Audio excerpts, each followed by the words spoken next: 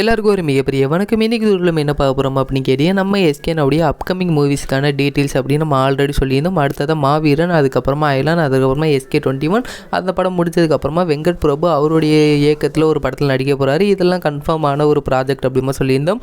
இதை தொடர்ந்து இப்போ நம்ம எஸ்கேன ஹரிஷ் சங்கர் அவருடைய இயக்கத்தில் இவர் ஒரு தெலுங்கு டேரக்டர். அதே மாதிரி டில்ராஜ் அவருடைய தயாரிப்பில் நம்ம எஸ்கேன ஒரு படத்தில் நடிக்க போகிறாரு அப்படிங்கிற மாதிரி ரூமர்ஸ் அப்படின்னு நேற்றுலேருந்து அதிகமாக பரவிச்சு. இந்த ஒரு ரூமர்ஸ் ஃபஸ்ட்டு ஸ்டார்ட் ஆனது அப்படிங்கிறது வலைபேசி அப்படிங்கிற யூடியூப் சேனல் அப்படிங்கிறது எல்லாருக்குமே தெரிஞ்சிருக்கும்.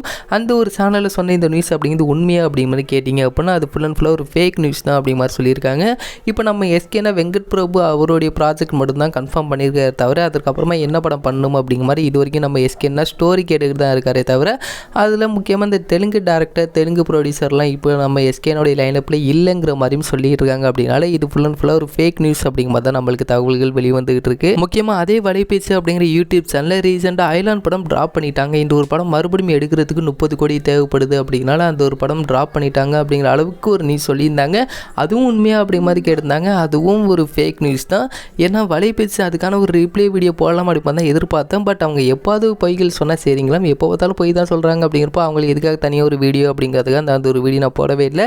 இதை தொடர்ந்து அயலான் படத்தை பற்றி சொன்ன நியூஸ் அப்படிங்கிறது ஃபுல் அண்ட் ஃபுல்லாக ஃபேக் தான். அதை படத்தோடைய CG ஒர்க் அப்படின்னு நடந்துகிட்டு இருக்கு. கூடிய விரைவில் அதோடைய அஃபீஷியல் அனௌன்ஸ்மெண்ட் அப்படின்னு நம்மளுக்கு வெளிவரும்.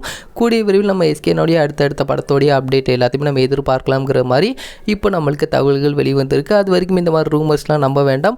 இந்த ஒரு வீடியோ உங்களுக்கு பிடிச்சிருந்தா ஷேர் பண்ணுங்கள், லைக் பண்ணுங்கள், மறந்துடாம எங்களோட சேனலை சப்ஸ்கிரைப் பண்ணிங்க. அப்போ தான் நாங்கள் போடக்கூடிய வீடியோஸ் அனைத்துமே உங்களுக்கு உடனுக்குடன் வந்துக்கிட்டே இருக்கும்.